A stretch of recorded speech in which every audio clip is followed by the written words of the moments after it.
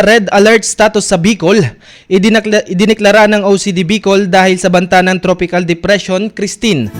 Nasa linya si Mega Wow Patrol number 25, Leia Lolo.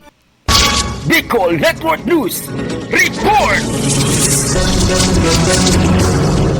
Nagdeklara na ang Office of the Civil Defense o OCD Bicol ng Red Alert status kaninang umaga, October 21, 2024 sa rehiyong Bicol kaugnay ng banta ng Tropical Depression Christine.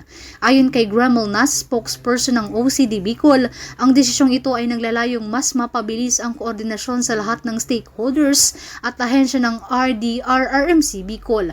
Bukod dito, ang Red Alert ay nagpapahiwatig ng pinakamataas na antas ng preparasyon at pagtugon sa mga posibleng epekto ng bagyo sa rehiyon na kinabibilangan ng 6 na lalawigan.